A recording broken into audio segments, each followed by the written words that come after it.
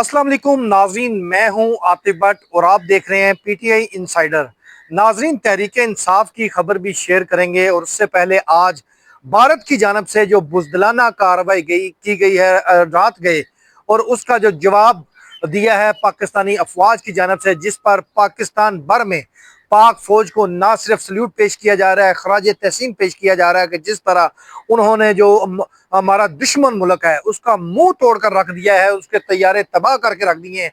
और पाकिस्तानी फौज जो है, पाकिस्तानी अवाम जो है, वो आज पाक फौज के शाना बिशाना खड़ी हो गई है। और इसी सिलसिले में रात गए जब ये बुज़दिलाना कार्रवाई की गई तो उसके बाद भारत के 5 तैयारे, 3 राफेल तैयारे और उसी तरह जो उनके ड्रोन थे, उनको पाक फौज की जानब से मार गिराया है फोर्सेस ने।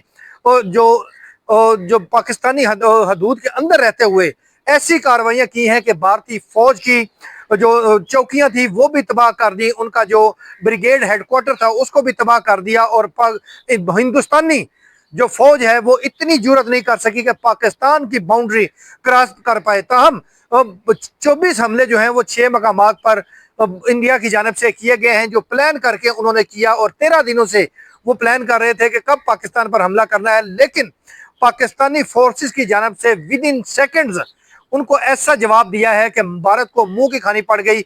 और अब जिस कंपनी से ये राफेल तैयारे खरीदे गए थे, उस कंपनी के जो शेयर्स हैं, मार्केट शेयर्स आज 50% तक गिर चुके हैं। यानी कि भारत ने फ्रांस की कंपनी को भी दिवालिया कर दिया है।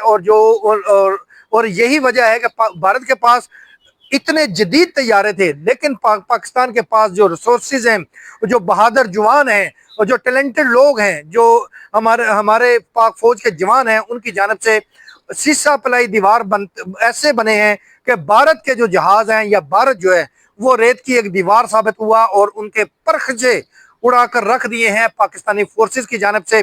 जैसे ही ये हमले किए गए तो पाकिस्तानी अवाम बहादुरी के साथ, जिंदा दिली के साथ फौरी तौर पर घरों से बाहर निकली। और जब ये बहावलपुर पर अटैक हुआ तो पाकिस्तानी जो अवाम है वो फौरी तौर पर उस अटैक वाली जगह पर पहुंची। हुआ क्या, जो बुज़दिल लोग होते हैं वो अवाम को देखकर उन्होंने दोबारा एक अटैक किया, जिसके नतीजे में बहावलपुर में ज्यादा जो है वो कई शहादतें हुई हैं। और ये सिविलियन को अटैक किया गया है भारत की जानब से माजरत। और दूसरी जानब पाकिस्तानी फोर्सेस की जानब से ना तो किसी इंडियन को ना ही किसी सिविलियन को अटैक किया है, बल्कि उन्होंने जो इनका हेडक्वार्टर्स था, ब्रिगेड हेडक्वार्टर या फौजी चौकियां थी, वहां पर अटैक किया है। और साथ ही जो तैयारे पाकिस्तान में आकर हमला कर रहे थे, पाकिस्तान के हदूद से में बाहर रहकर, उन तैयारों को भी ऐसा मार गिराया कि अब उनका जो भारत है वो सुबह से सर पकड़कर बैठा हुआ है कि इतनी जदीद टेक्नोलॉजी, इतने जदीद तैयारे होने के बावजूद जो पाकिस्तान है उसकी जानब से ऐसा जवाब दिया गया है कि वो जो इंडियन अवाम है वो भी हैरान परेशान है। ताहम आज अगर इस्लामाबाद की बात की जाए पाकिस्तान की, तो पूरी कौम फौज के शाना बिशाना खड़ी है। तमाम पार्लियामेंटेरियन या सियासी जमातें इस वक्त एक पेज पर हैं कि भारत का जो मुंह तोड़ जवाब दिया गया है, फौज को खराज तहसीन पेश किया जा रहा है, पाक फोर्सेस को, मसल्ह अफवाज को और स्पेशली एयरफोर्स के जवानों को, जिन्होंने भारत को ऐसा सबक सिखाया है कि उनकी आने वाली नस्लें जो हैं वो भी ये चीज़ याद रखेंगी।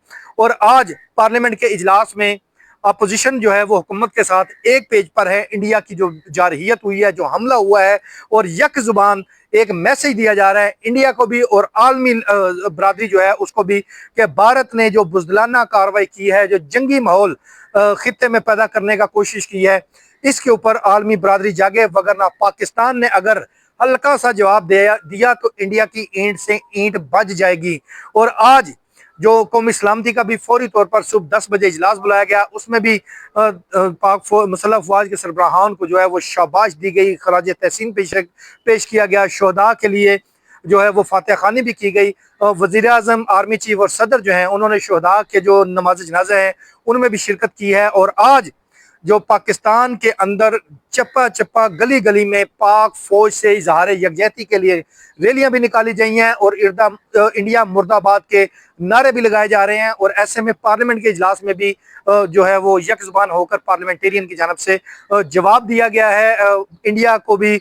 और ये कह दिया गया है, पाक फौज को ये टास्क दे दिया गया है कि वो जब चाहें وہ انڈیا پر حملہ کرے اور پاکستانی سیاسی جماعتیں عوام ان کے شانہ بشانہ کھڑی ہیں اور ان کے ہر حملے کو پاکستان نہ صرف سپورٹ کرے گا بلکہ پاکستانی عوام ان کے ساتھ وہاں پر جانے کو تیار ہیں. کسی بھی جنگ میں کسی بھی قربانی سے دریغ نہیں کریں گے. جہاد کرنے کو پاکستانی عوام جو ہے وہ تیار ہے. یہ وہ جذبہ ہے جو پاکستان کے اندر مر مٹنے کا شہید ہونے کا جذبہ جتنا موجود ہے انڈیا کے پاس یہ جذبہ بالکل نہیں ہے. اور ایسی قوم سے جس کے اندر جہاد فرض ہو اس سے مقابلہ کرنا اس سے پنگا لینا انڈیا کو ایسا مہنگا پڑا ہے کہ وہ ابھی تک آج ان کا انڈین میڈیا جو ہے وہ چیخ چیخ کر کہہ رہا ہے کہ کس سے شکست کھا گئے.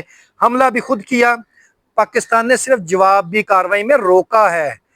ابھی حملہ پاکستان نے نہیں کیا. وہ حق ہمارا محفوظ ہے اور ابھی امکان یہی ہے کہ پاکستان جب اپنا آپ دکھائے گا اپنی ٹیکنالوجی دکھائے گا ہمارے بہادر جوان ایئر فورس کے جب وہ اپنے ٹیکنیکل مہارت انڈیا کو دکھائیں گے تو اس کے بعد انڈیا کا کیا بنے گا. یہ انڈیا اب اس چیز پہ بھی کافی زیادہ پریشان ہے. تاہم جو قومی اسمبلی کا اجلاس میں وزیر اعظم نے دبنگ تقریر کیا اور اس کے ساتھ جو اپوزیشن ہے تحریک انصاف انہوں نے بھی پاک فوج کے شانہ بشانہ کھڑے ہونے کا اعلان کیا ہے. اور ہاں یہ ایک ضرور بات ہے کہ آج بھی پی ٹی آئی نے یہ وزیر اعظم سے مطالبہ کیا ہے کہ اگر مودی راہل گاندھی کے ساتھ جا کر مل سکتا ہے تو وزیر اعظم کو بھی اڈیالہ جیل میں جا کر عمران خان کو ملنا چاہیے. بلکہ اے پی سی بلا کر متفقہ لاہ عمل کے لیے عمران خان کو اڈیالہ جیل سے اے پی سی میں لانا چاہیے تاکہ انڈیا کو بھرپور جواب دیا جائے. اپنے سیاسی اختلافات اپنی جگہ لیکن جب ملک کا معاملہ ہو ملک کے دفاع کا معاملہ ہو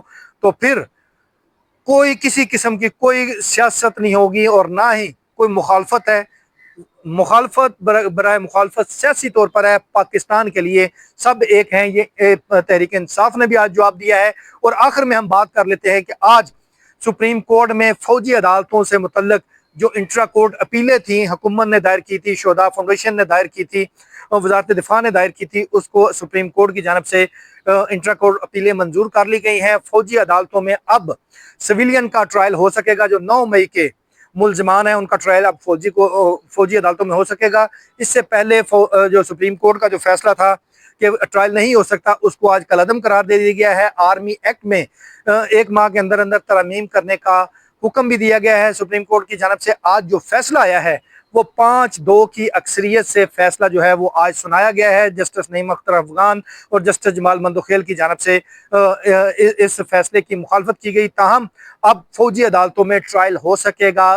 جو حکومت کی انٹرا کورٹ اپیل ہے اس کو منظور کر لیا گیا ہے اور جو 9 مئی کے کیسز ہیں اب فوجی عدالتوں میں چل سکیں گے. پرانا فیصلہ کالعدم ہو چکا ہے. آرمی ایکٹ کی جو شخص تھی جن کو کالعدم کرا دیا گیا تھا ان کو آج سپریم کورٹ نے بحال کر دیا ہے. یہ تازہ ترین اطلاعات تھی جو آپ کے ساتھ شیئر کی ہیں. اس کے ساتھ ہمیں دیجیے اجازت. اللہ حافظ.